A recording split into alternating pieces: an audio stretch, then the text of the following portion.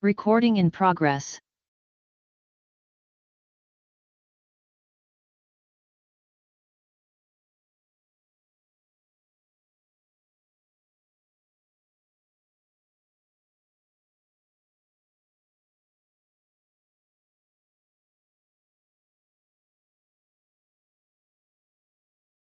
All right, Kim, we're gonna get started, and then I'm gonna have Donna come up.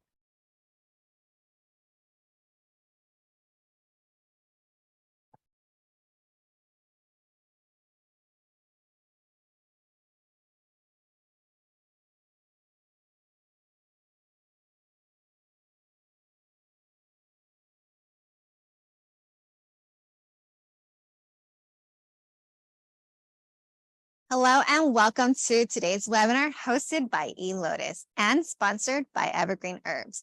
We are proud to be your source for quality CEU content. Having provided educational courses for over 2 decades, our goal is to help you elevate your knowledge and expand your skill set. With over 250 speakers, 900 courses, and a staggering 3,500 hours of continuing education, we are committed to providing you with the best educational experience possible. My name is Donna Chow, your host and your moderator, and I'm thrilled to be guiding you through this session today. Today's class is Unexplained Infertility, Treatment with Acupuncture and Chinese Medicine, Part 2, presented by Dr. Kim De La Cruz. The class will run from 9 to 6 p.m. Pacific time, and we'll have 4 breaks, and Dr. Kim will let you know when those are, and our lunch is scheduled from 1 to 2 p.m.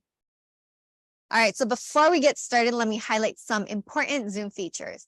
First, we have the chat room. It's an excellent tool to connect with your fellow colleagues, and I encourage you to set your chat preference to everyone to make it inclusive.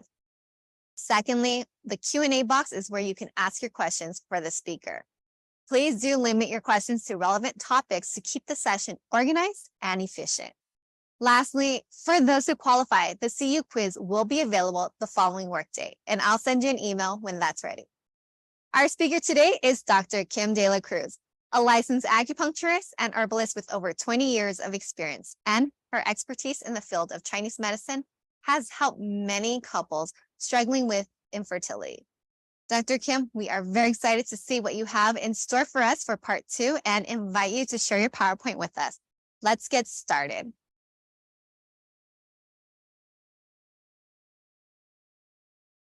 Okay, first thing, I have your mic mute. Oh, there we go. Got it. Now I can't see the toolbar again. This is how do I do this? Let me see. Oh, it's down here.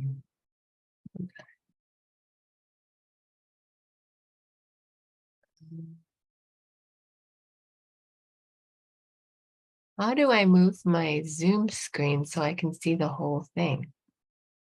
Okay, so if your Zoom screen on full screen, on the right corner, Kim, had a little option that say view. You can't exit a full screen to a normal screen. I think you have a full screen right now. But then I can't even see the menu items. It's so Another way weird. we can try is like on the keyboard. If you click on the press on the window key, it usually bring up the little test bar for you. I think that way will help.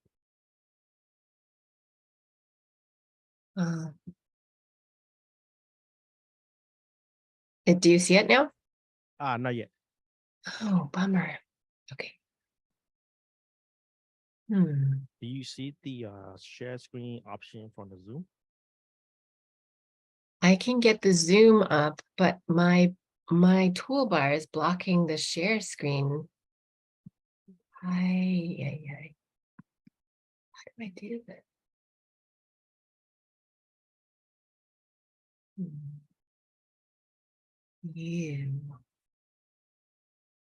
you want to try and log out and log back in? That will probably help. Yeah, hold on. Let me see. Okay, let me get out.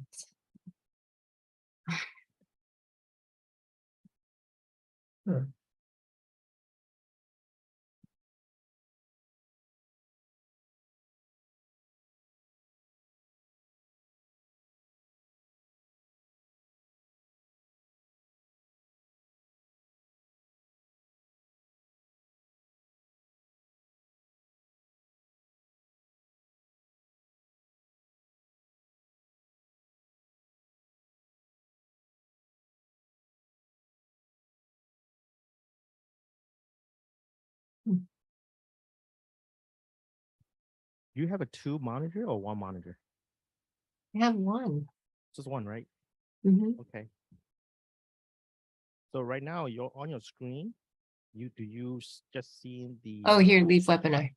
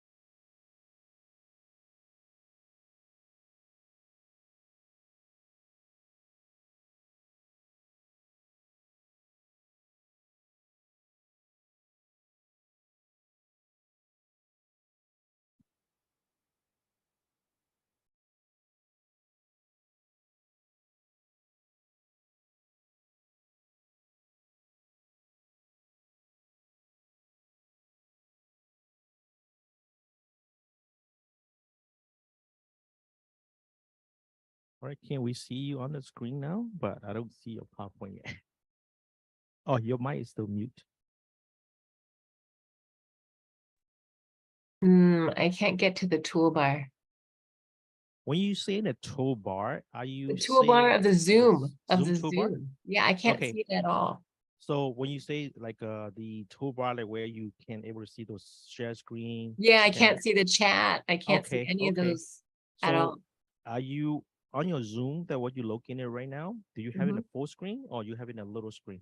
Have a little screen, but when I go to full screen, I still can't see. Okay, okay, all right, okay. As of right now, I just want to know, are you on a small screen? I'm on a small screen. Okay, okay, sounds good. So on the small screens option, when you move your mouse toward, point your mouse toward the Zoom webinar panel, the Yeah. screen, do you see anything come out in the bottom? Yeah, but I can't see it. Like the thing, what do you? Okay, when you point, okay, when you move your mouse to the Zoom panel, Mhm. you don't see anything come out in the bottom that unmute, start It's video. covered. It's covered by my toolbar. Okay, can you move it up? Make it a little smaller. I tried to make it smaller. It wasn't You moving. could squeeze it down and then move it up to your screen. Okay, let's see. Move You can it. make it a little bit smaller if your toolbars are covering. Yeah, I can't even move the Zoom webinar. Okay, what I say right now, I'm assuming that your Zoom panel is a little small, and that you should see a Zoom webinar little logo in the top right corner, top left actually. Is it what you are seeing? I have all four of us on here. And then my toolbar is covering the Zoom toolbar. So however it's showing up now, if I have it full screen, I still can't see the bottom where all the chat is, all the options are on the Zoom is covered by my toolbar every time.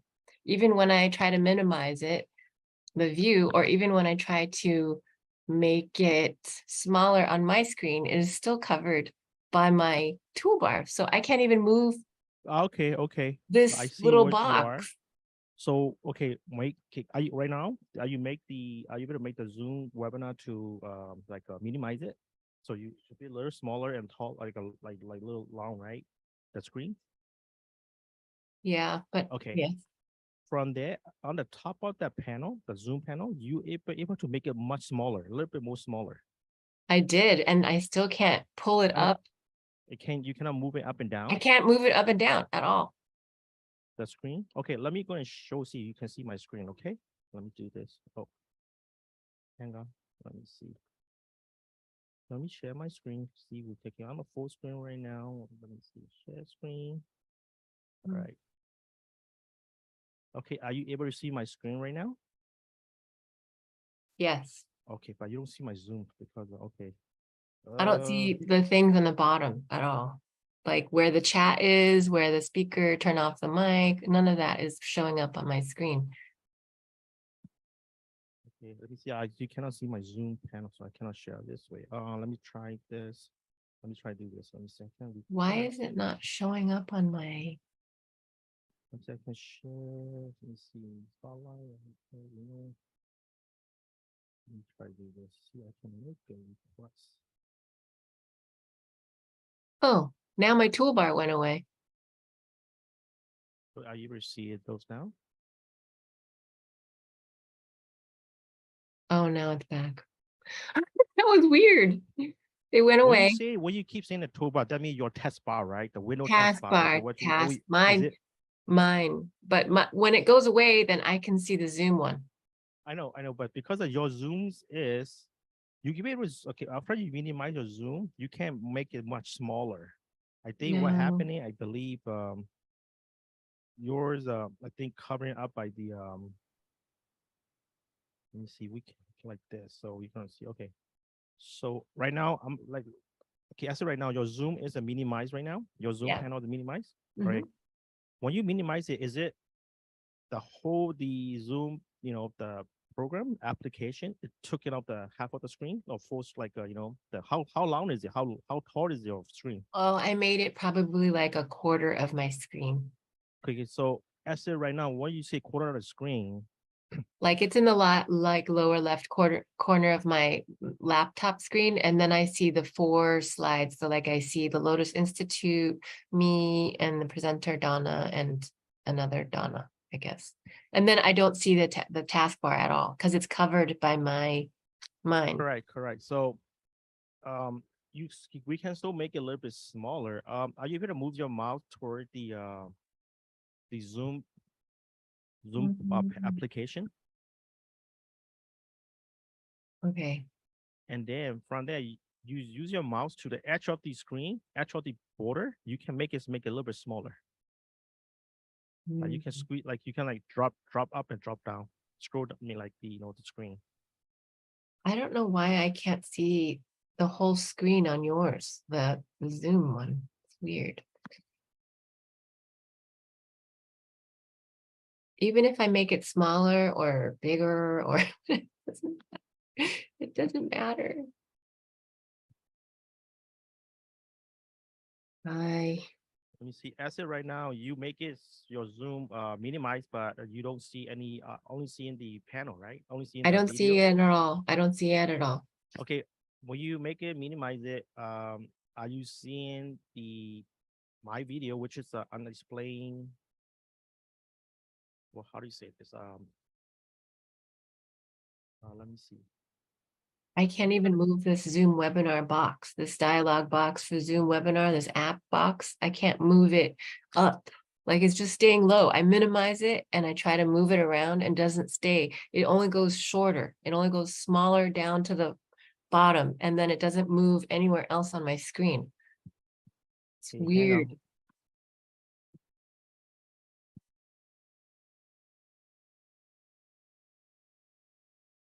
Oh, Are you able to screenshot is take a picture of that and can you text it to me?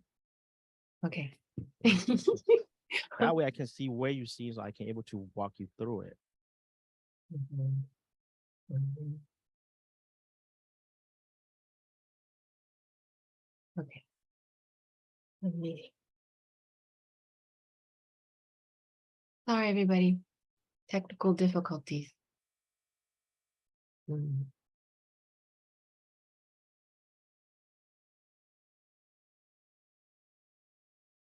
Mm.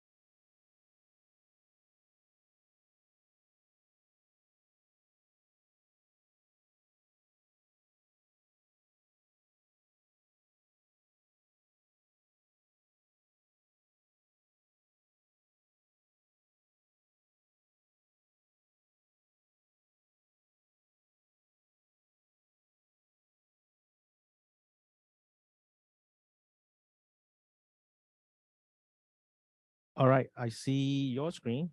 All right, okay, perfect. So what I see right now, what we can do, you okay? Move your mouse so that that where you see your little Zoom webinar, the green bar. Yeah. Use your mouse and you could hold on to it and you could move that up. You kind of Oh, move it up. there you go. I see it. Okay, and you move it up, then you gonna see the option that comes up for you. Now I can do it. Yeah, now you be able to see it. Thank you. Sorry. I am ready to go.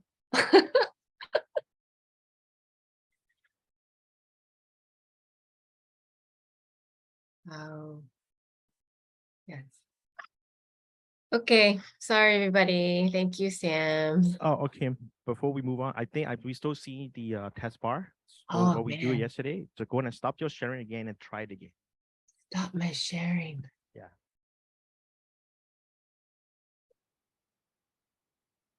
Okay, now try it again.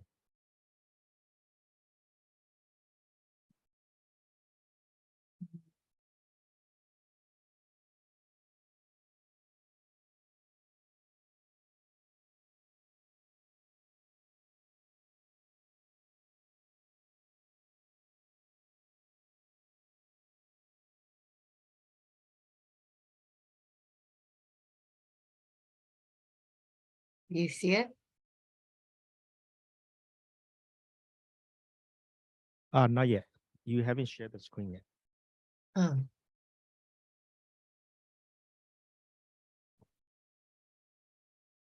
Hmm.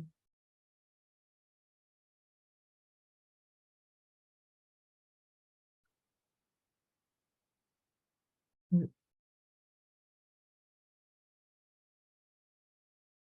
You'll see the toolbar?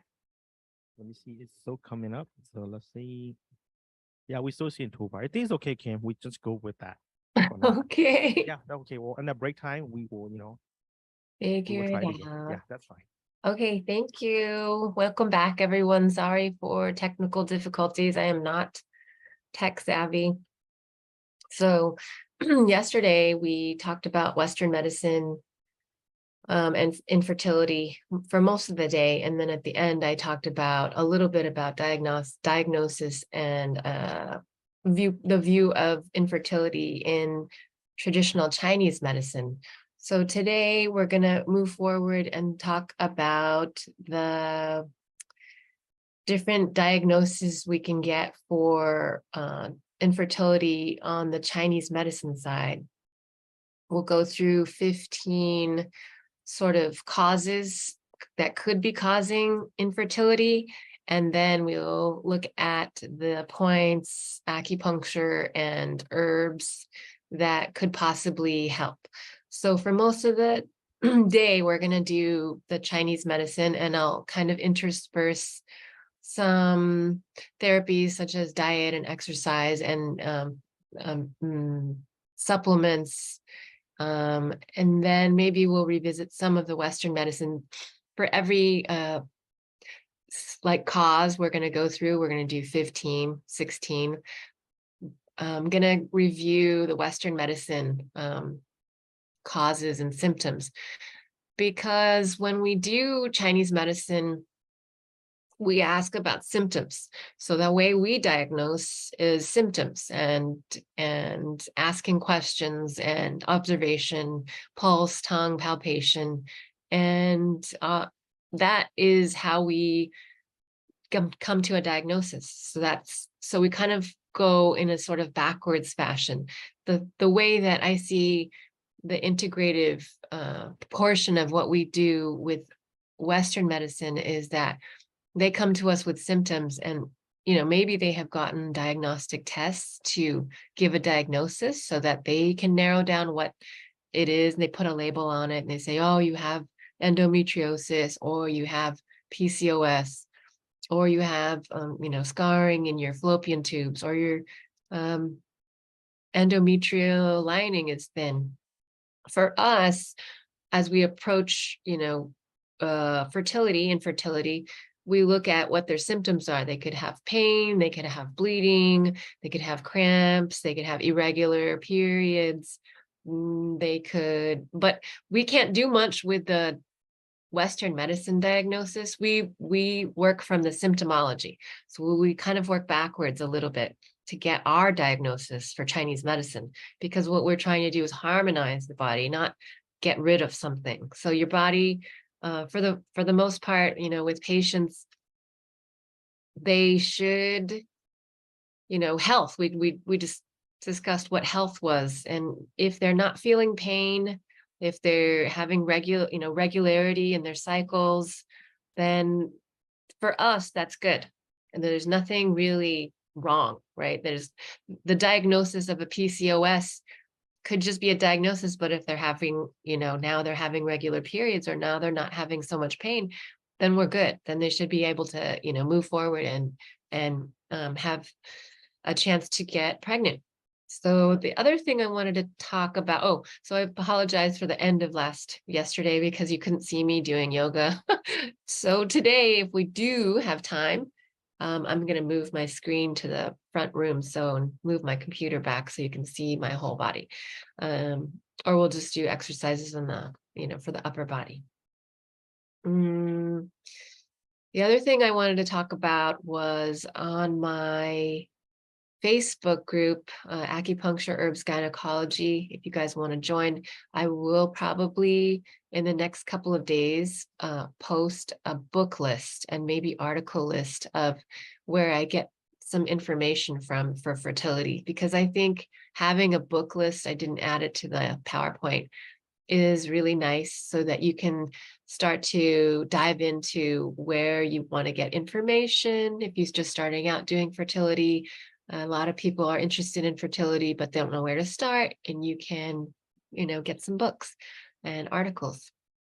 So I've pulled some information from different sources, and my teachers have given me information, and maybe some of my information is not in a book. So hopefully you get, you know, all of it will help you go and move forward to treat your patients with infertility. All right, so let's move to the next slide. So this lady in China, this was called a doctor's lady. This is an ancient medical Chinese doll, a diagnostic doll. It's a small sculpture of the female figure. And it was historically used in China and parts of Asia as a tool. Because when a woman would go to the doctor, you know, men were primarily the doctors, and you know, visits to physicians by women during this time were restricted because there was modesty, and contact between genders were restricted, and physicians were almost always men. So they were, the visits were conducted where the woman was behind a screen made of bamboo, and the woman would reach out her hands from behind the screen with the medical doll, or to show on the medical doll where she was having pain. So the prevailing attitudes of feminine modesty was improper to gesture to her own body. So if I were to go to the doctor, I couldn't point to my, you know, shoulder, or my breast, or my uterus. My stomach was hurting. So when seeing a physician, a woman would indicate her medical issues by pointing to the doll. So sometimes people will find these at like these, you know, thrift stores or something, or their parents will have, and they wonder why they have these dolls, because they're actually I think they're rare, especially the older ones. So nowadays, when we go to the doctor, you know, we don't need a doctor's lady, but of course, many of many of the OBGYNs and reproductive endocrinologists are women, so women feel comfortable for the most part seeing other women doctors. And for Chinese medicine, there are a lot of Chinese medicine physicians that are women. So when fertility, I would, you know, I think a lot of women feel comfortable coming to see me because I'm a woman, but I'm not saying that they wouldn't feel comfortable going to see a male doctor for fertility. But then there's also this, you know, I understand because I have a menstrual cycle. I understand that, you know, this happens, whereas maybe a male doctor might not. The But that doesn't mean that you can't get good treatment and acupuncture and herbs from a male Chinese medicine practitioner. I just think that most patients feel comfortable with women. I've even had patients that come to the clinic that require, my ethnicity. They say they want all of their, doctors, including their primary care doctors, their endocrine doctors, to be women and also Asian. So that's kind of another strange thing, but maybe because of the culture or to understand a certain thing about, there's even a reproductive clinic that is here in San Diego that does international. So they have a lot of non-English speakers. So they'll do IVFs with women that are from Japan or China or some South Korea, and they actually come here to do their IVFs because this actual reproductive clinic has a lot of doctors that are Asian, and also they have if they require eggs from Asian donors or sperm from Asian donors, this is the clinic, which is kind of strange because I didn't realize there was places like this where they really focus on a certain culture for, IVF. But a lot of Asians from overseas will come and want Asian, and it's very hard to get Asian egg donors and sperm donors because maybe culturally it's not, looked well upon, but nowadays people are starting to seek treatments, and it's expensive, so they're going to come all the way over from South Korea or from Japan and come to the United States to get their IVF. Okay, so let's move on. So this is a nice quote from the Yellow Emperor, the Huangdi. That's where it's attributed to. The superior doctor prevents sickness. The mediocre doctor attends to impending sickness, and the inferior doctor treats actual sickness. Well, in our medicine, of course, we want to prevent sickness, but that means that people have to focus on preventive care and keeping their bodies balanced and vital, and also doing work at home with diet, exercise, stress management. But they don't really promote that in Western medicine. They only see you only go to the doctor usually in Western medicine unless you're being managed by a doctor for something like diabetes or high blood pressure. They see you on a regular basis if you have meds. But normally, like from maybe age 20 to whenever 40, they don't have to see you. Maybe you can go to the doctor, get blood work if you don't need to. They don't really require any specific yearly exams, as a young person until maybe around age 40, where they start to want to test you for things. But for Chinese medicine, I tell my patients, and I have patients that have gone to their Chinese medicine physician since they were kids because their parents brought them. So they're culturally, doesn't mean that they're Asian, but like I have patients that said, my mom brought me to acupuncture when I was 3, when I was 5, and now they're bringing their kids to acupuncture and getting herbs.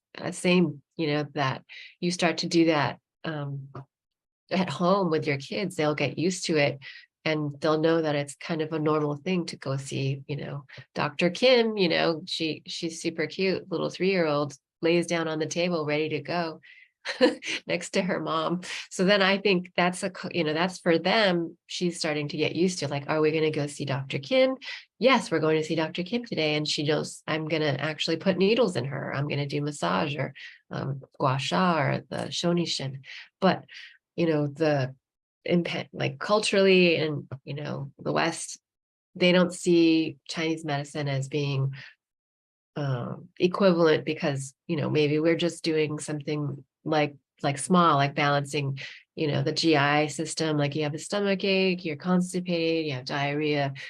Most people don't think that they can, go to the Chinese medicine doctor for that. They think, oh, I'll just take some, over the counter thing, to make me go, or I'll just Miralax or whatever. And that's just the Western medicine view. So we kind of had to educate our patients on coming for preventive care and for minor things, because Western medicine is kind of harsh for the most part. From yesterday, what they do for infertility is hormones, shots regulating your period with hormones and IUI and IVF. But for Chinese medicine, when we do fertility treatments, we're working on their GI system, or we're working on their immune system, or something, because it's not just the fertility that we're focusing on the whole body and their whole health, which is fertility health. For most men and women, that's what we're going for. A healthy body will have health, unless there's physical structural anomalies. Okay, let's move forward.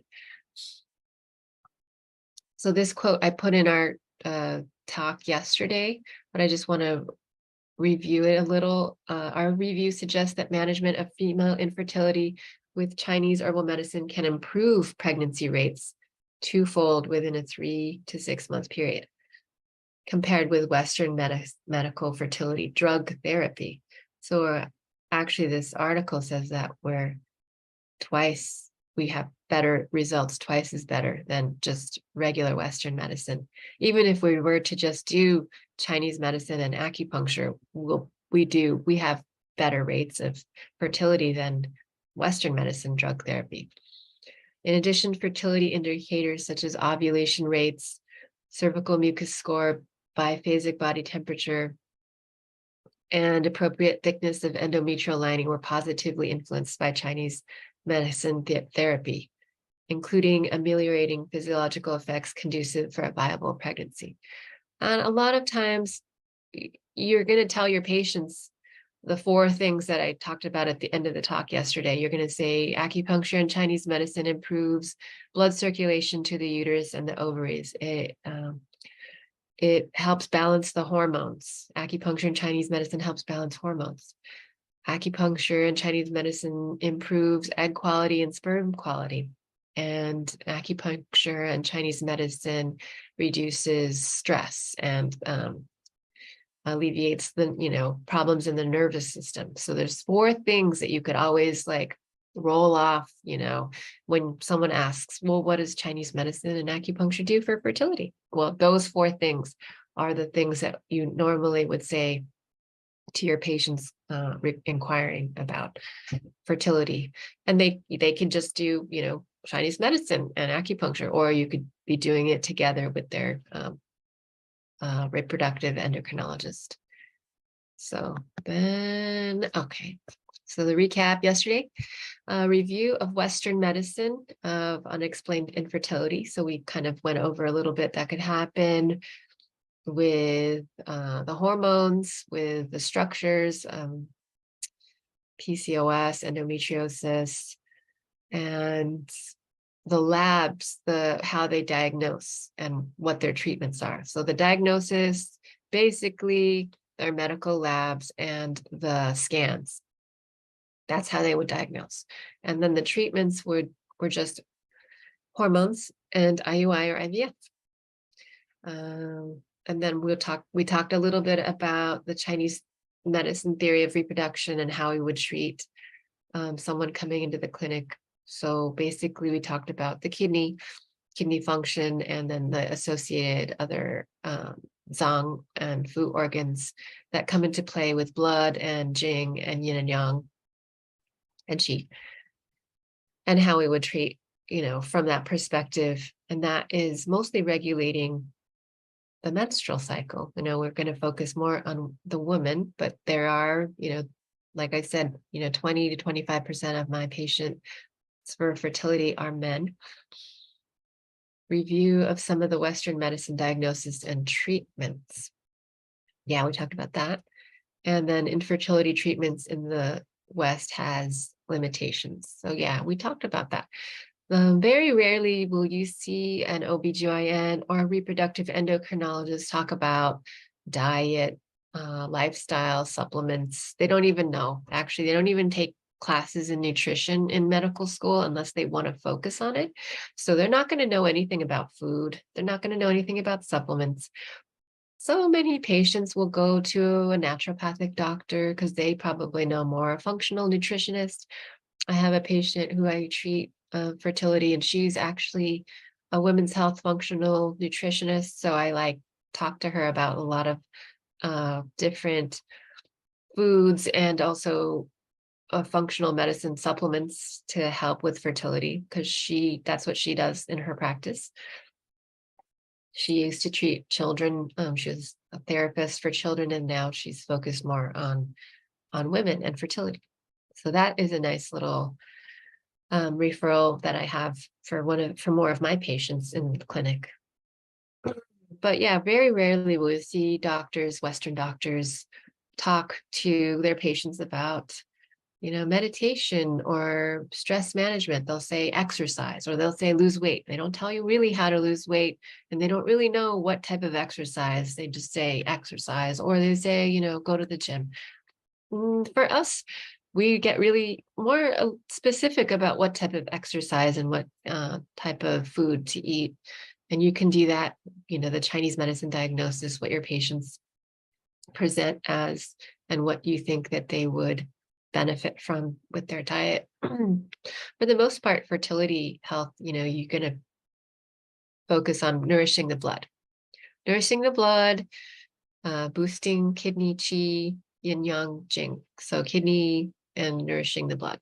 Those are the things that I would tend to look for just, telling people what do I eat, for fertility health. I would say, well, if it's the kidney, I would say dark, leafy greens and dark berries, and then to limit some refined foods and certain oils. So we're going to talk a little tiny bit about that today too, with supplements and foods.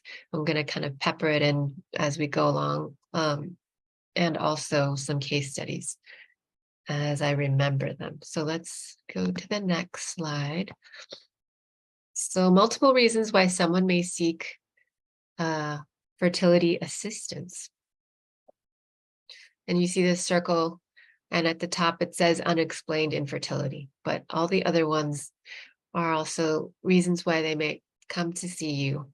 They might hear in the news or hear from their friends or hear from a doctor that knows that acupuncture and Chinese medicine treats male infertility, female infertility.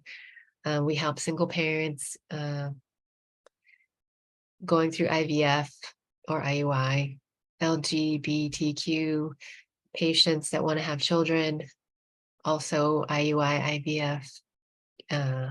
Sometimes the LGBTQ population will also get donor eggs and donor sperm. So sometimes that is another level of added stress. And then iatrogenic infertility due to medical treatments or chemo or radiation.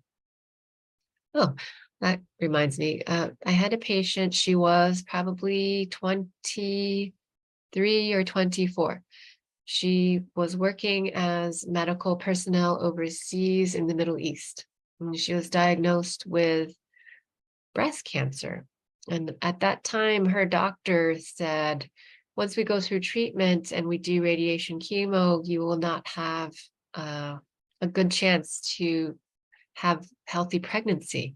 So they right away told her to do egg retrieval, to harvest her eggs so that she could freeze them. And if she decided later on that she was wanting to have kids, that she could do IVF. So they told her to do egg freezing, which at that time it was very confusing because, as on top of having the breast cancer diagnosis, she was told by her doctor to do egg retrieval. So she had to get all these hormones. So you saw that chart yesterday for an IVF where they do the Lupron injections and progesterone for egg retrieval and HCG and HMG. She was doing that right, like the 2 months, maybe 3 months right before she had to start doing treatment for breast cancer. So I was treating her And she also had other things going on in her life. She was kind of a minimalist, didn't want to live, in an apartment. She didn't have family help. So what she ended up living in a van. It's a very crazy story. And she was living in a van. She had like a backpack full of her stuff. And she was doing all these treatments to do egg retrieval, coming in for acupuncture every week. And then not feeling great about, her future financially and or, physically where she was going to be. She didn't want to live in San Diego. So she was actually living, like her family lived in Orange County, I believe, but she didn't want them to help for some reason. And so she lived out of her van. And it was really rough because she was stressed out about having to do egg retrieval. But she was a rock star, young lady, and very, vital lady. Even though she had that breast cancer diagnosis, she was healthy for the most part. And she didn't start feeling bad until all the hormones got pumped into her and she had to do egg retrieval. So I think she probably got like 20 eggs. They did 2 or 3 egg retrievals, and she got 20 viable eggs to freeze before she had to do her breast cancer treatment. So that was kind of a wild ride. But you'll see a lot of women doing single parenting, wanting to do egg retrieval first. And if they decide or don't have a partner later on when they get older and they want to have children, they'll do IVF on their own. There was a woman I treated who was from Australia, very intelligent, had her PhD, scientist, focused on her career and wanted to have a child. And I think that was around 18 years ago, and she was going through IVF, the egg retrieval first, and she was an older, I think she was closer to 36, 37. So they're having some more complications with her.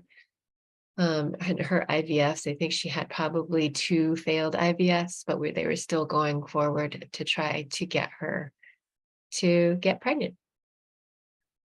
But yeah, no, she was going to be a single parent. At that time, I think 18 years ago, that was a little bit rare.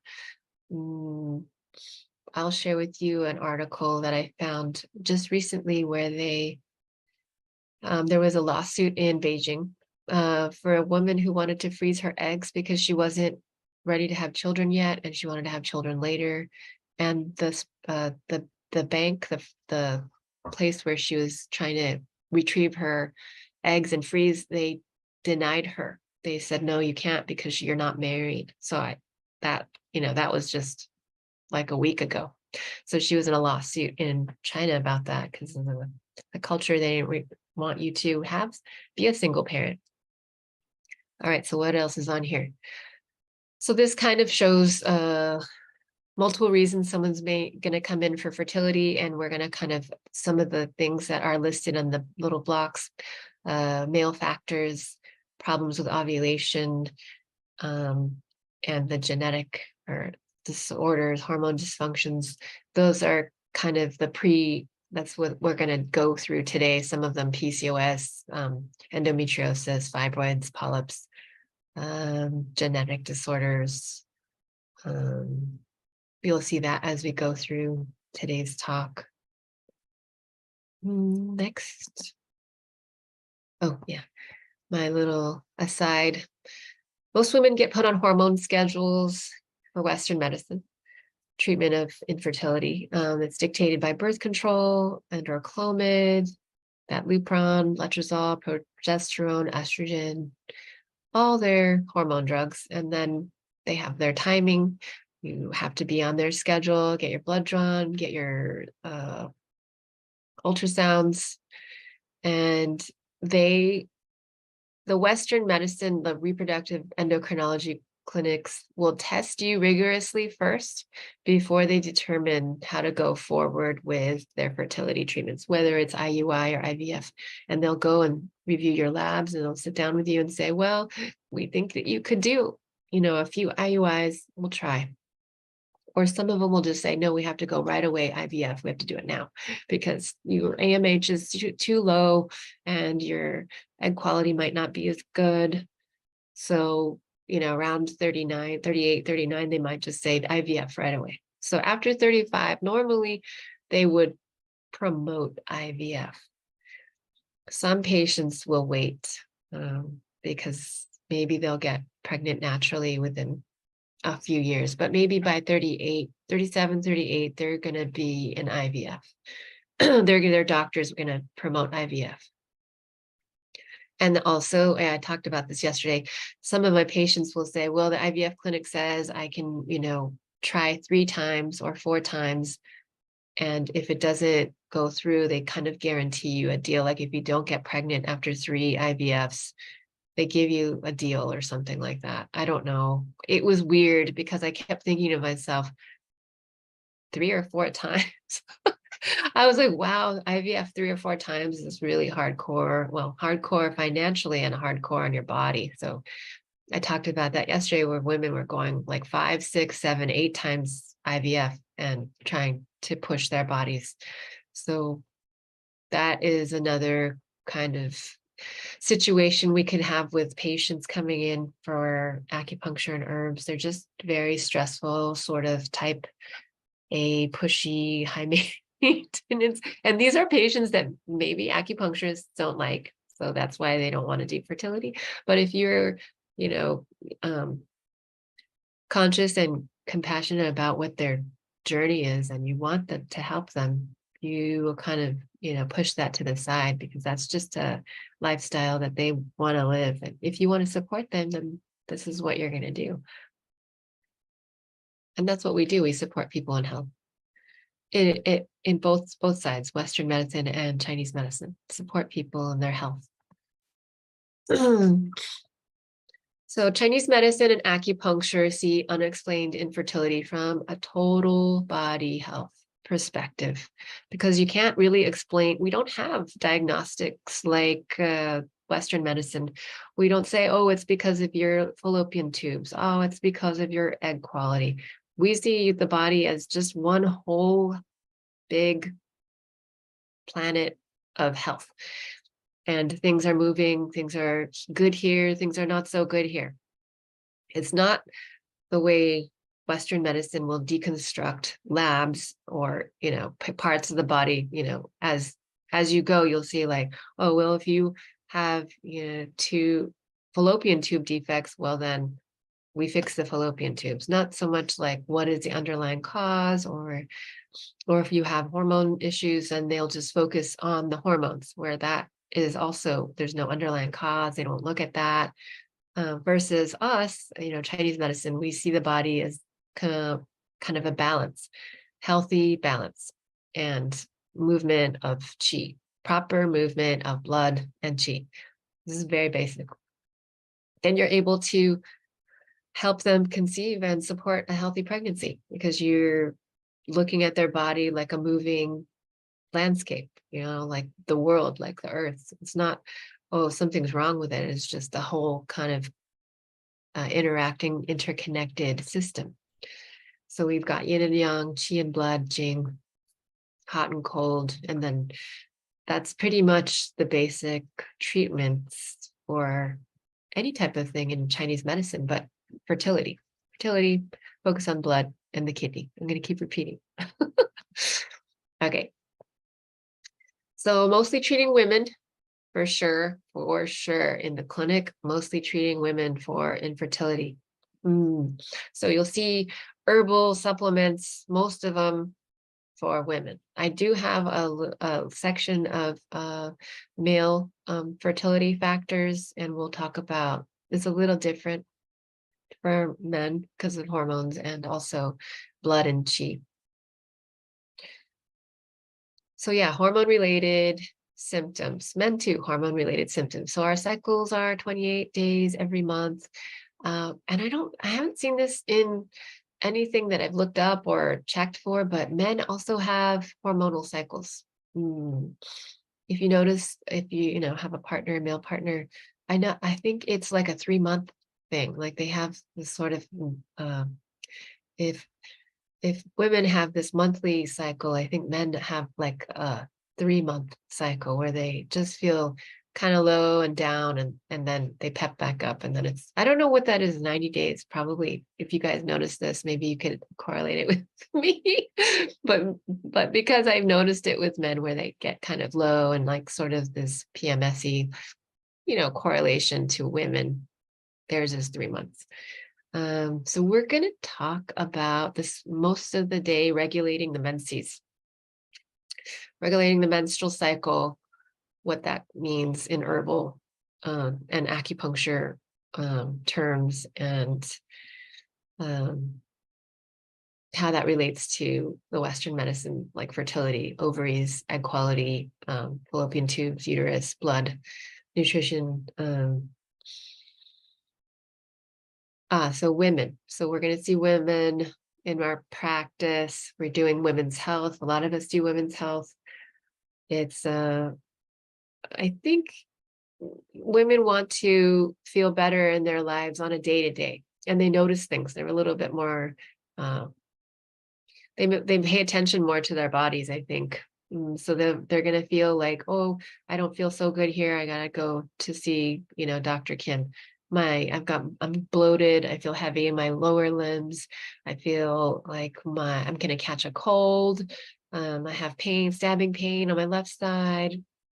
These are things that women it will prompt them to come to see me because they know it's something, and they don't know what it is, but they're pretty sure it has something to do with their hormones. So regulating the menstrual cycle, perimenopause. You'll see maybe with the older women that are coming to fertility, like I have some women that are at 39, 40, and I think I had like a 43, I might have even had a 46-year-old, that they do not have any menopausal symptoms and they'll still have a regular period. So they're still trying to get pregnant naturally, which is nice. So this older population of women that are still that are having a regular period, healthy lifestyle, and they possibly could get pregnant naturally. I don't know what, for sure the statistics are for how successful they are, in later years, just doing acupuncture and Chinese medicine. But I feel like it's a little bit higher, because if they're healthy, then they could possibly have a healthy pregnancy. Their cycle is normal. Menopause. I've seen women in menopause, menopausal symptoms could happen in your 20s. So we're going to talk about that. Diminished ovarian reserve, premature ovarian insufficiency, where the eggs are low. And you'll see women in their 20s, sometimes even younger, having hot flashes or the dryness and low yin deficiency. It's very, very apparent that they have yin deficiency, amenorrhea, no periods, and that signals. And once they do their Western medicine blood test, they'll find out that, yes, they are in menopause at that young of an age, and their bodies stopped producing hormones to have a healthy cycle. Now, with those patients, if they are if they're guided by their Western medicine doctor and they're taking hormones, they might not be able to get pregnant. Their doctor has had the discussion about whether or not they can get pregnant, either naturally, IUI, or IVF. And sometimes their doctor just says, no, you won't be able to get pregnant. And I see that is, the case for, in our side, traditional Chinese medicine. If you notice, if you read labs and you're talking to your patients and you notice that maybe this patient might not be able to have children, you have to talk to them about that and what options do they have. So here I said, happy woman equals happy life. And when women come to see me in clinic, if they're married and they have children, they're running a lot. They're doing their work, they're doing, home, they're doing the kids. Then I'm like, well, what does your partner or spouse do? And they're stressed out, but they also take care of their spouse, and here, take these herbs, here, take these supplements. They basically are running the whole show. So if if your patients are coming to have stress, stress management, and they just feel overwhelmed, you just tell them to come every week, because they need to be, regulating their liver chi and their hormones so that they can, be happy in their daily life. So then they can go and tell their husbands, I need to go to acupuncture so that I'm happy. Oh, I think I talked about this yesterday too. It's kind of a review. I talked about Julie Shen asking in the Acupuncture Herbs Gynecology Facebook page, how do Western findings match to TCM patterns? And normally they don't. We talked about progesterone being yang, estrogen being yin, and the structure of the ovaries and the fallopian tubes and the uterus being jing, sperm, yang, the egg, yin, blood. Blood is blood. So chi is function. So we're going to talk about chi as a function. So if something is not in regular function in the in the Western medicine, so if something's not functioning properly, whether it be normal, regular ovulation or sperm production or quality, these are going to be addressed with chi also. That's just a general rule of thumb. So function is chi, and structure is blood for the most part.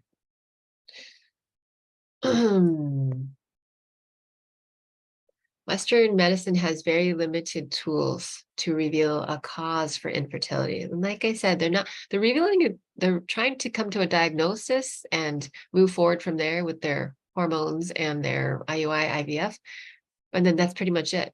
So they're narrowing it down. They're saying this, you fit in this box. Hopefully you fit in this box. So therefore, these are the treatments for you. Sort of like their puzzle of how to go forward and treat infertility. And for us, it's also a puzzle, but a little bit different puzzle, because we're not just focusing on blood tests or scans to fit them in a box. We're mostly saying the general, kidney chi deficiency, spleen chi deficiency, liver blood deficiency. And that is a huge basket of things. With Chinese medicine and herbs, you have your liver qi stagnation formula, Xiao Yao San, Xiao Yao Wan, and then you adjust based on other things that they might be exhibiting. So there's a little bit more play in our puzzle. There's a little bit more sophistication in treatment based on our patient-specific conditions. If they have dribbling urine or a cold hands and feet, or coxcrow diarrhea, spleen and kidney yang deficiency, we're going to give them some herbs to address that. On top of their nourished blood and move liver qi, not all at the same time, but as their cycle, we're going to look at balancing the regulating the menstrual cycle on their different phases: menstrual cycle, follicular phase, and ovulatory phase, and luteal phase. So that kind of goes well together with Western medicine, because we're looking at the cycle also from a Western medicine point of view. Oh yeah, this chart. So estrogen yin, follicles and ovum jing, progesterone yang. They didn't put sperm here, but that's jing. So that's kind of a basic chart for the. And then there was a nicer breakdown that Dr. Nee had done. I don't know if I included it here. Oh, this one was mine. Problems with yin, sort of estrogen, problems with yang, progesterone, testosterone. So they're going to come and you're going to see their labs. They have low E2, if they have low progesterone, if they P4, if they have low testosterone, T, total T. Problems with chi. So I think about function, strength, and the flow of things, fluids, energetic flow. Those are symptoms that will come up more like stagnation. So chi stagnation, their tongue is kind of purpley, dusky, or they have pain, or they have clotty blood. So that's heat. Also with chi, chi deficiency can cause stagnation, which causes heat.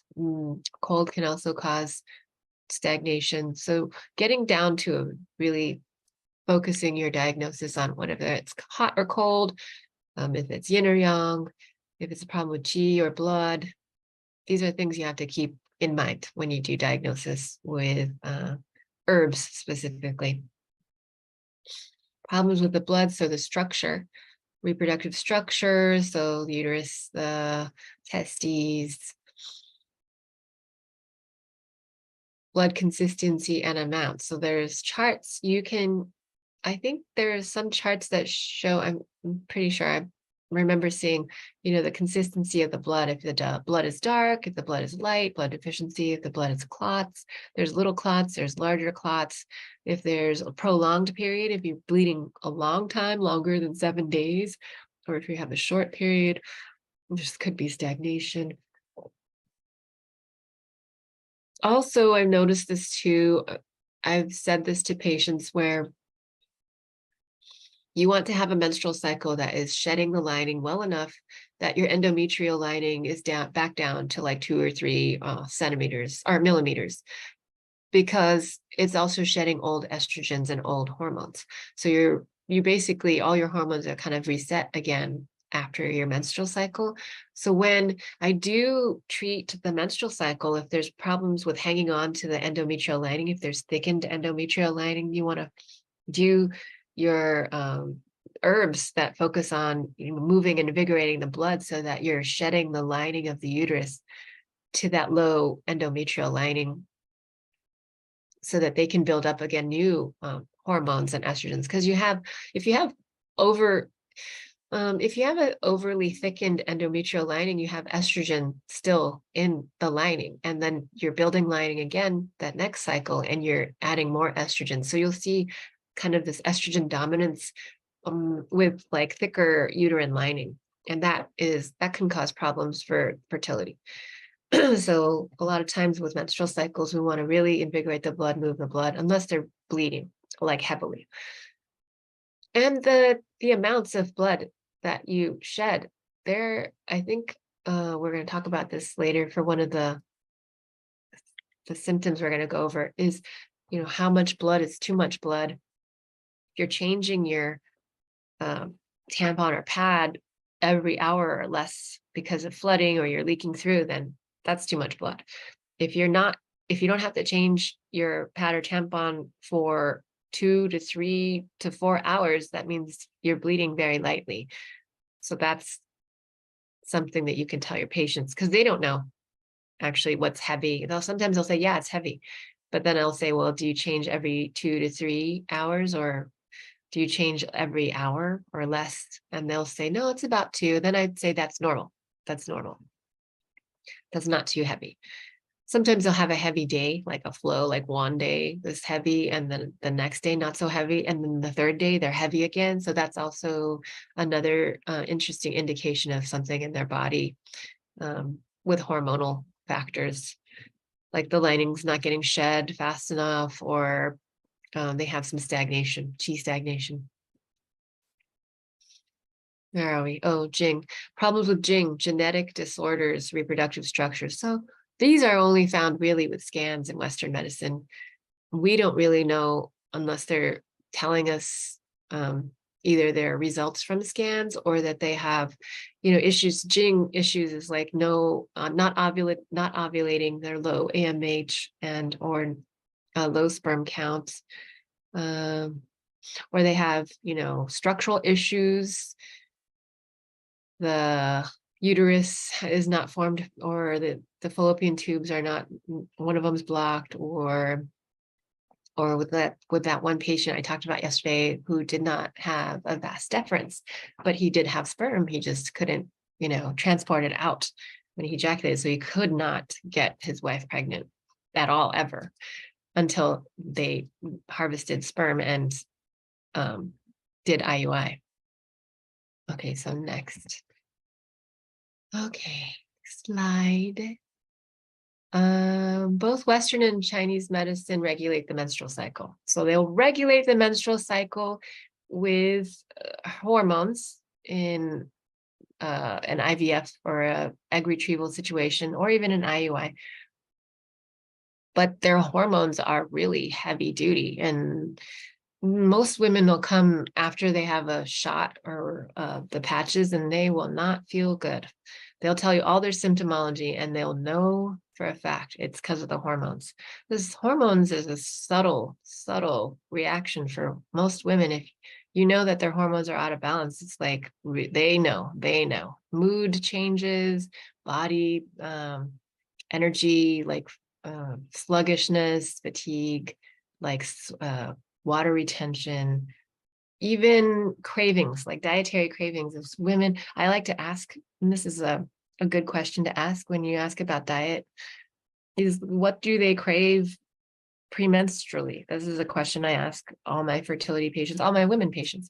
If you have specific cravings for salty things or sweet things or sour things right before your period, that will point me to an organ system, liver, kidney, spleen. And then you'll start to kind of compile your diagnosis so that you know what herbs to give or what acupuncture to do. That's a good one. So pay attention to their cravings premenstrually. Sometimes they're good and they don't have any at all, and they're fine. They can eat whatever, and that's not like they really crave, chocolate. No, that's a big one. Chocolate. So what do you think chocolate is? What organ system do you guys think chocolate is? I think it's the liver, personally, and the heart. There's some hormones in there, make you feel good, that raise levels of that feel-good neurotransmitter. So I think dark chocolate, maybe the heart, maybe. Heart, liver, spleen, all of it. I think chocolate is just good for all of your organ systems. Okay, so TCM approach for treatment of the menstrual cycle. And this is not just Dr. Nee. I just read a few little blurbs with Dr. Jake Fratkin and Dr. Liu. That book I'll post on the website later, Facebook website later. But most TCM approaches to treatment of the menstrual cycle is to regulate qi before the menstrual cycle. So right before the menses, you want to make sure that qi is moving good.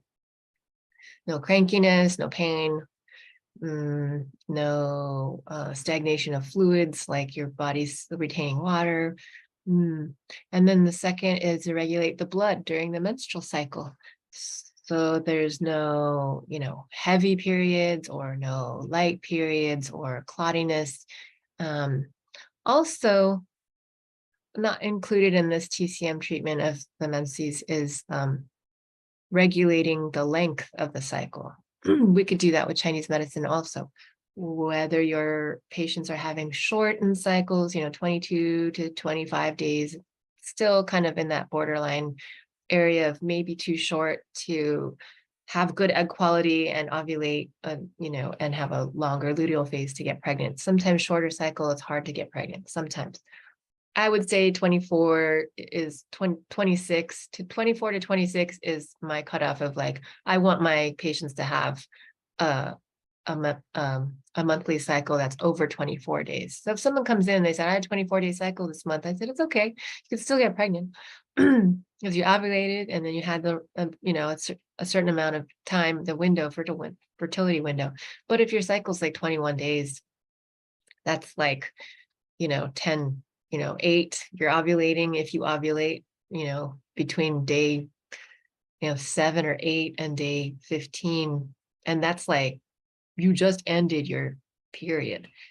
So sometimes women with shorter cycles will have to start their fertility window and start having intercourse while they're still on their period to get the window. That's kind of, that's harder, a little bit harder. And then also longer cycles. So people that have had 40-day, 45-day cycles, I like to shorten those to closer to 35. 35 is my cutoff for like a good cycle for fertility. They can get pregnant a little bit easier. If you have like a 40 or 45-day cycle, then you don't know really if you're ovulating, if you ovulated twice, if you didn't ovulate. It's a little bit too long and too many different things going on there. And then to tonify after the menstrual cycle. So once you regulate the blood during the menses, you've gotten them on herbs to release all that extra estrogen that's in their lining. Their lining is good, their endometrial lining. And then now you're building chi and blood again in the follicular phase. So your egg is coming to mature and you want them to have enough nourishment so that the egg is normal and acts, that is hormonally balanced and is going to ovulate when it's supposed to. So we're doing a few things during the follicular phase. I think the follicular phase, mostly tonifying yang, qi and yang. So the structure and the function of the egg quality. And for men, it would be, sperm quality. I mean, they don't have a regular cycle, but I'm just thinking about men overturn sperm. I think it's like through 24, 48 hours. They have to regenerate more. So sometimes with the fertility window, I'll tell them to have intercourse every other day so that their partner, the man can have a break to build sperm back up. But men sperm quality can be improved within a month. So it's very quick. If they're on supplements, if they have good diet, if they're not wearing, tight clothing or, too much bicycling. I told you guys yesterday about my one patient that had zero sperm. He was an avid cyclist, and they were saying maybe that was it because he had maybe it damaged his, testes, so he couldn't produce sperm properly. But that was just maybe they thought that. All right, next slide. Oh yeah, these are good. So Dr. Maciocia, or Giovanni Maciocia. So he had this nice worksheet that I found, what's going on with yang and yin and yang, and the blood, and then treatment principles during each phase of the cycle.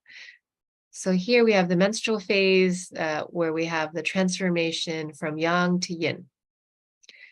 Yang to yin. So yin is blood.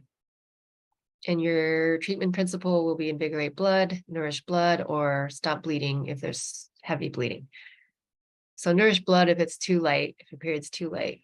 There could be something I also see during this menstrual phase is headaches, cramps. That's invigorate blood and move chi. But the headaches were, for me, if they're liver and kidney yin deficient and they have yang rising, they're going to have a migraine or a headache. Is like a hormonal headache. So you have to tonify chi and blood more during the menstrual phase to kind of balance out the hormones. I think just the basic tonified chi and blood during the menstrual phase will help with that liver yang rising, because they just maybe don't have enough blood and chi. And so there's the hormones are kind of going kind of crazy a little bit. And then you've got the liver and kidney yin deficiency and causing, liver yang rising, and there's some heat, and they just feel terrible during the first few days of their menstrual cycle. That usually does it. Just a little bit of chi and blood tonic in the menstrual phase, and their hormones kind of just back off. Follicular phase, which is right after the menstrual cycle. So we're going to stay like day 5, 7 to day 14 for a normal 28-day cycle. Yin is rising. So yin is building. You're building yin in the follicular phase. Yin is the blood for the most part. You're building the lining again going towards ovulation. You're building the lining slowly. So you want to nourish blood and tonify the kidneys. For the follicular phase, I like to use yin and yang tonics, yin and yang tonics for the most part, unless they have other chi deficiency signs or phlegm damp signs. Those are sort of like extra. So, but the major players are tonifying blood, nourishing blood, and the kidneys during the follicular phase, helping with egg quality. Oh, let's finish this slide and then we'll take a break. Maybe I'll look at the questions. We'll finish this slide. I'll look at the questions and then we'll take a break. Okay. So then we're in ovulation. Ovulation phase. Yin has reached its maximum and yang starts to grow rapidly. So yin is also estrogen. So you have estrogen. That's also rising during this time. During ovulation, yin, the estrogen, is the highest. So estrogen is what spikes and decreases the temperature on a basal body chart. It's really quick though, because then you've got luteinizing hormone to release the egg, and then progesterone will rise, which is yang. And then your yang should be raising your basal body temperature up to the 98, maybe a little bit above 98 degrees. And that you'll see on the basal body chart that progesterone and yang has rapidly risen in the luteal phase. So the transformation is from yin to yang, so estrogen to progesterone, the focus, and qi and blood are active. You tonify the kidneys on the ovulation. So could be 3 days of ovulation formula. Normally, I don't give ovulation formula if they're not having ovulation issues. I'll just keep my women that are doing fertility on 3 formulas: follicular phase, menstrual phase, and the luteal phase. But I might skip the ovulation phase because it's like a 3-day cycle. I'd maybe have them on 3 days of herbs for specifically ovulation, unless, that's if they're having an ovulation issue. Like if they're not ovulating. They come and they say they don't ovulate, then I'm putting them on ovulation herbs. So you tonify the kidneys, you strengthen the spleen, and strengthen the spleen to hold structure and nourish blood, resolve dampness. So egg could seem like it's more damp. I think it's because estrogen has created a more damp environment in the uterus. So you want to make sure that there's not too much damp, because it's like endometrial lining too thick, endometrial lining too thin. If you have stimulated ovaries and you have a lot of follicles, it's kind of feeling damp, retain water, feel sluggish. There's a kind of a yin excess signs. Luteal phase, which is after ovulation, eggs coming down the fallopian tube to the uterus. So yang is at the maximum in the luteal phase. You'll see the progesterone or the yang or the temperature in the basal body chart staying and hovering around that 98, a little bit above 98. Sometimes they're warmer, sometimes they're closer to 99 temperature. But a good sign of pregnancy is if you see the temperature just keep on rising. Like if you're hovering around 98, maybe people's normal basal body temperature during the menstrual phase and the follicular phase is around 97, 97.1. If they ovulate and then maybe they come up to like 97.5 to 97.6, 97.7, which is a normal rise in temperature for the progesterone during this cycle. So 97.1 to like a 97.8. If you see it keep going, like 97.9, 98.1, 98.3, and it keeps on getting higher, I think it'll probably stop by around 99. It's a good chance that they're pregnant. So that's another fun.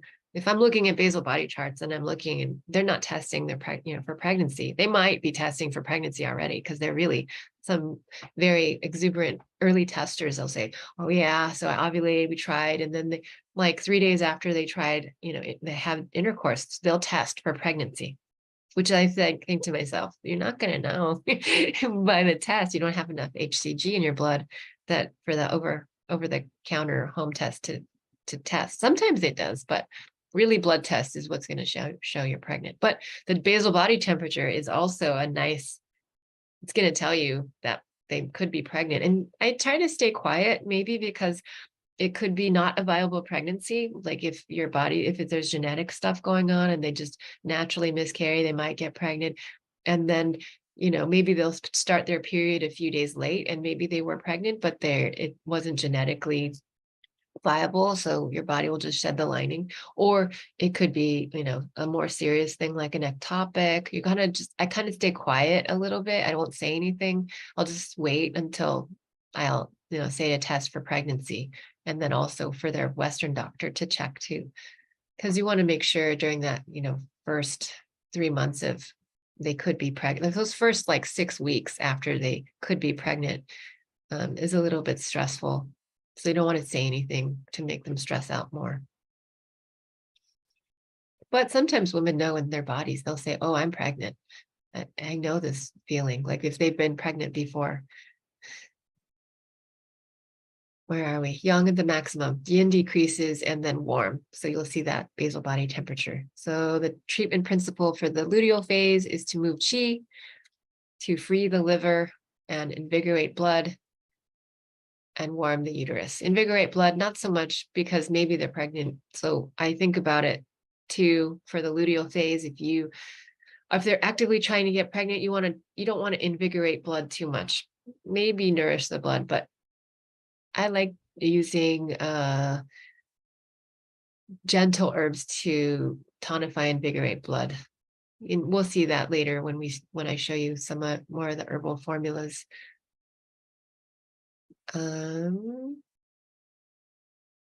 Let's see what's in the chat for questions, and then after I get to these questions, we can take a little break. What are your main symptoms and signs of kidney Jing versus kidney Yin? So kidney Yin, dryness more. Jing, more like anovulation, not ovulating. Jing, like a Jing is like all encompassing kidney. Jing could be, fallopian tube defects, like hormonal things. Yin specifically could just be, one aspect of the hormonal regulation, like estrogen. Versus kidney Jing, I think, is a whole complex. So it could be like a pituitary tumor, like a, prolactinemia, but it's like affecting all of the hormonal complex, not just that one specific one, like a kidney Yin. So if I were going to tonify, if I were going to use herbs to tonify Jing, I would do kidney Yang formulas as well as Yin formulas. So it's all of it, not just Yin. Does that make sense? Signs and symptoms, kidney Yin deficiency, dryness, fatigue, dry hair, dry skin, dry blood. That's a kind of blood deficiency, but the heat, the temperature, I think there's another kidney Yin sign that I notice if they're specifically very hot, or they're having a hot flash, or they're having like the hormonal headaches I was talking about. This is a kidney Yin. What can be indication both Yin and Yang level are high? Also like estrogen and progesterone, and how can it be treated? I don't know. It depends on what stage of the cycle it is. Because when they're kind of out of balance in a different, you can feel that they're out of balance. Like sometimes in the menstrual cycle, we're just going to say, I'm going to do an example, like the follicular stage, right after you have your menses. If estrogen is still high, like you're supposed to be building estrogen in the follicular cycle, but if estrogen is still high, you will still have these estrogenic symptoms, high estrogenic symptoms, like the fatigue, the bloating, the headaches, the water retention right after their period, which is strange because usually women feel awesome. After you have your period, you're like, all right, back to square one. I feel good. I'm going to go work out. I'm going to do all the things I need to do.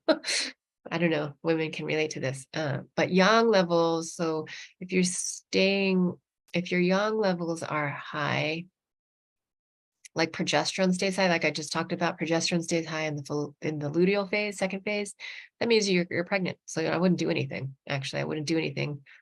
Yang meaning testosterone. No, that's like the PCOS that's the PCOS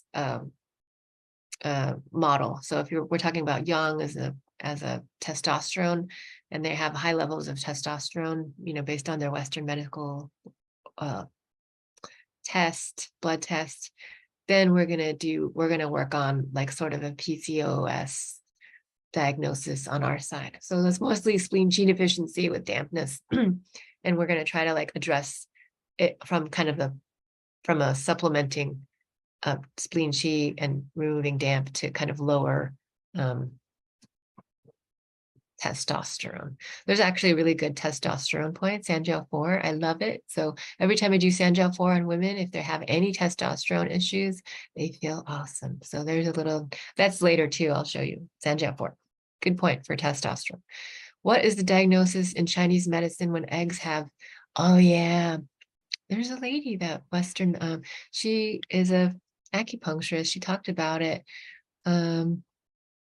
It's really to get the hormones, or not the hormones, the immune system to harmonize.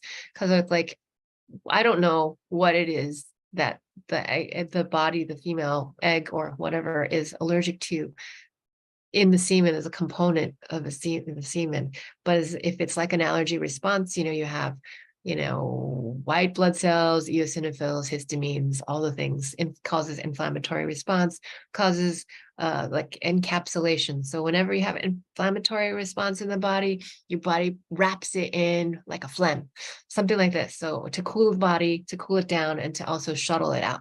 So it's like a normal immune response. It's like, hey, that's an invader. I don't want that there. Let's wrap it up. Let's cool it down, and let's kick it out of the body. That's the immune system. So for the semen allergy thing, we would probably need to focus on having the immune system calm down a little bit, because it's like an allergy. Any kind of allergy is going to have over allergy. And over allergy is like what your body should not be allergic to on a normal level. But also with semen allergies, I think they have to do something with Western medicine. I think that was the key. And what I've heard is that they have to do something to help block that allergy with Western meds. But I don't know what we've done with Chinese medicine with this kind of allergy.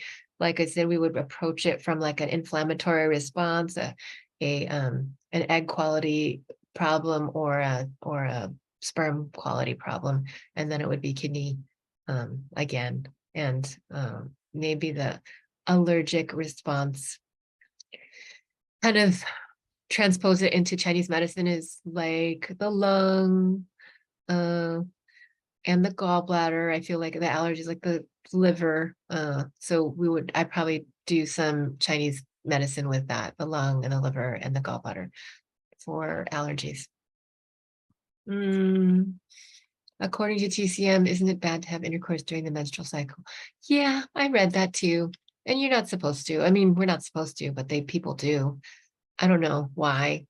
Probably because it's like the hormones are flushing out of the body. So you want to, you probably not, most people think they cannot get pregnant during the menstrual cycle, but people do get pregnant when people are having their menses. Like I said, if they have a short cycle, if they ovulate twice, you don't even know sometimes when, they're ovulating.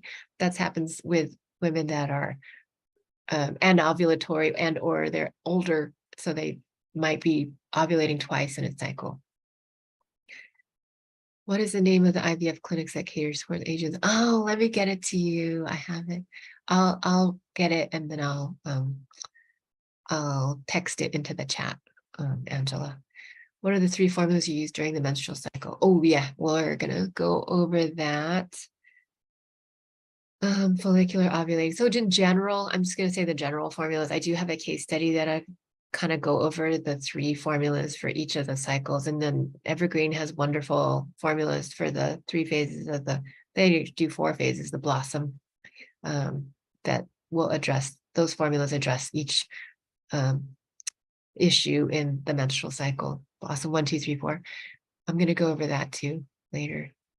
Oh, this is a male patient. So yin and yang.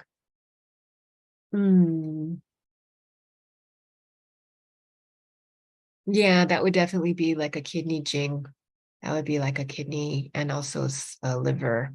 There would have to be Sometimes with high yang, if there's dampness, I would do, you know, the long dun tang to drain them a little bit. That's the only thing hormonally I could think of if it's like a prostate or something like that. For the yin and the yang high. Okay, let me check the chat. I think we're gonna take a little break. Please repeat the whole question fully and clearly. Oh, dang. I'm sorry. Okay, I will, if you guys missed any of the questions, I will repeat it after the break. I don't know what the question she was answering unless she reads the full question. Yes. Okay. I will read the full question when we get back. I will repeat the full question. Okay. So I think we're going to take a little break. Let's just take a little 15-minute break. Sound good, Donna? Sounds good, Kim. Okay, Sam, thank you. Do you want to do a little testing thing, or you want to do it when we come back, like 5 minutes prior to a break? Start. Yeah, we could do the testing thing now. Okay. Let Okay. me go ahead and let me go and stop the sharing Okay. here. I'm going to stop it here for you. Okay. All right. So do you see the PowerPoint already stopped, right? The sharing from your screen? Yes. Okay, great. So now, and on your screen, do you Mhm. still have your PowerPoint fully loaded up? Yes. Okay, okay. Now also, do you see your the Zoom panel? Yes. Okay, great. Now on the Zoom panel, try to screen share again. Um,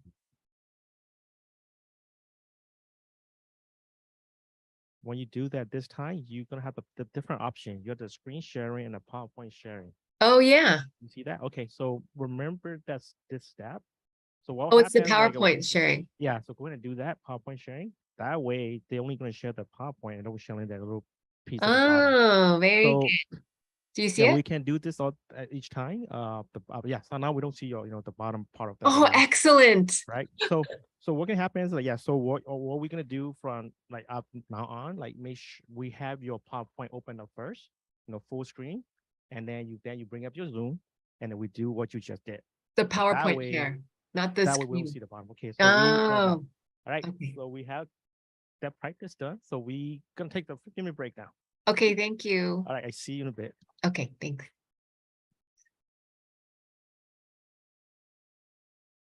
Oh.